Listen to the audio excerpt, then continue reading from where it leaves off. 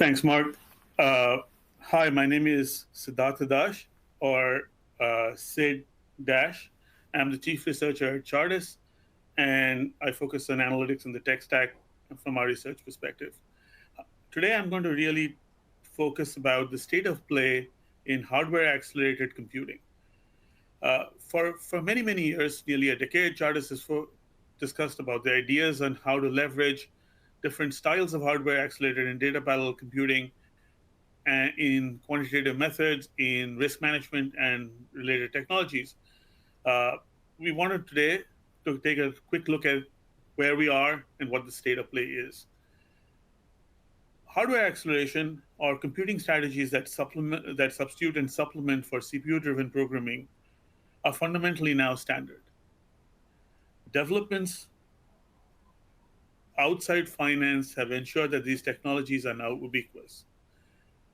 We had significant growth in GPUs, which are obviously the enabling technology for a significant style of graphics, gaming, medical imaging, and many other areas of that sort.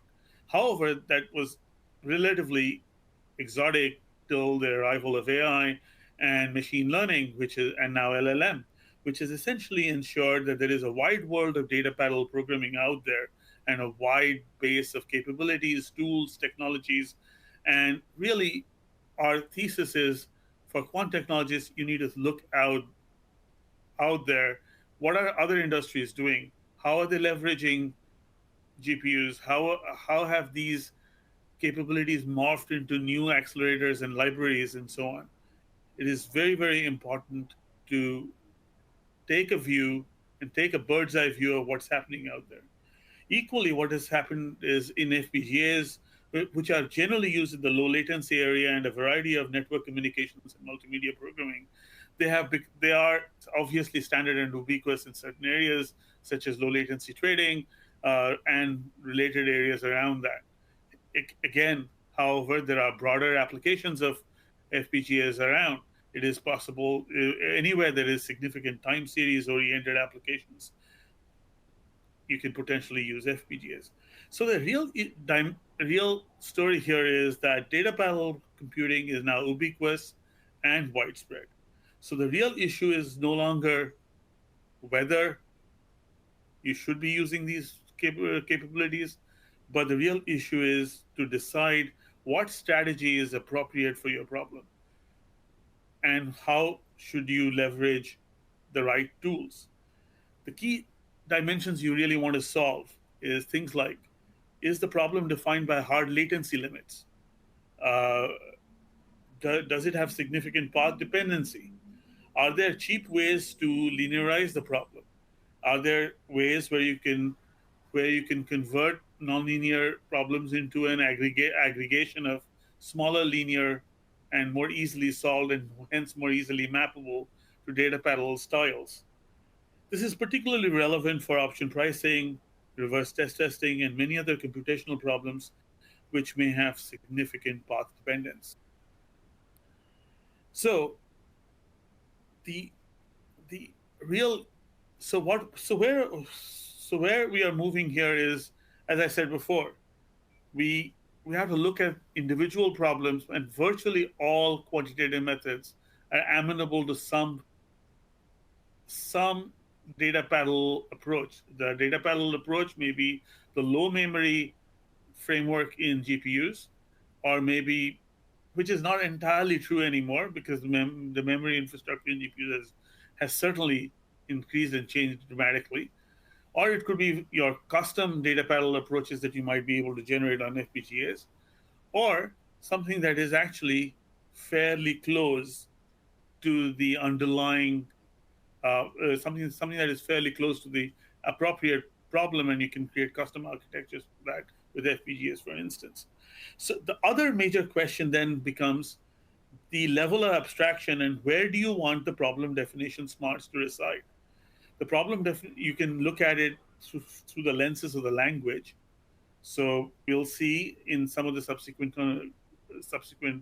discussions, people will focus on how to leverage in languages and the compilers and other structures to enable data parallel programming and more efficient translation of quantitative problems. Uh, and on the other hand, you may want to focus on things like the code generators, library and accelerators. You may want to think about a different level of abstraction altogether.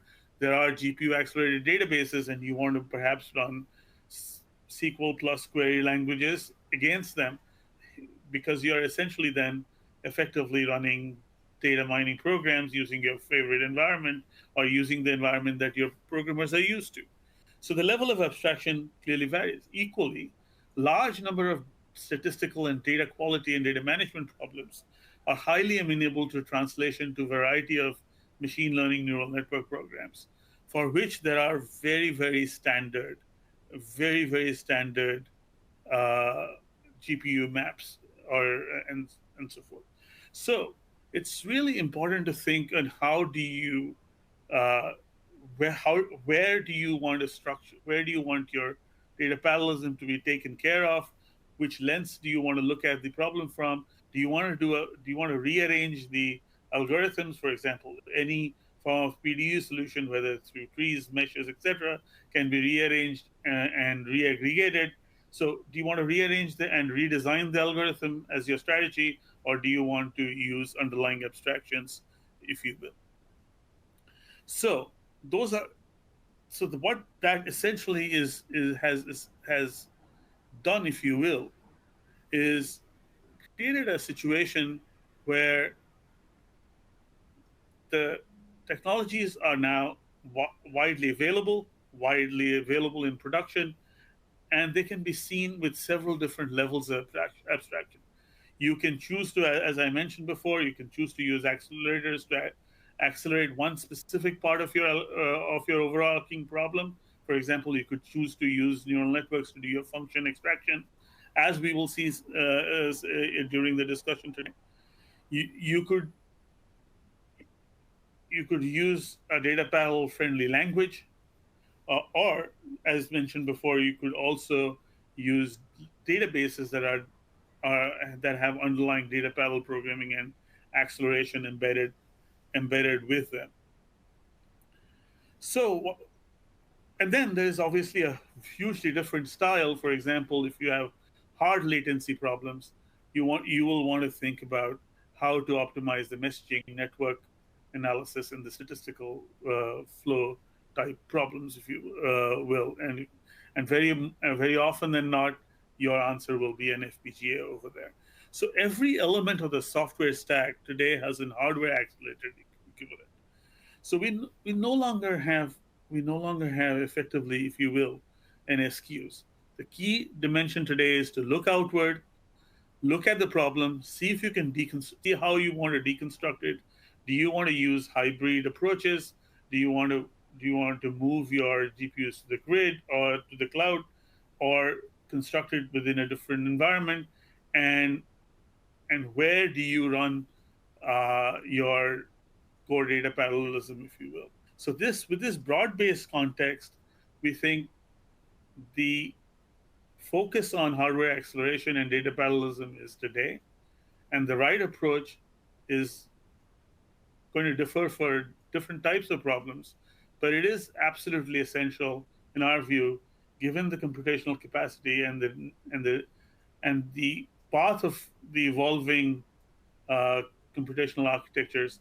I think it's absolutely central that quantitative developers look at and focus on how they translate their problems into hardware accelerated contexts. With that, I will close. Thank you very much. And I will now pass it to the next speaker, Luca, who will be Credit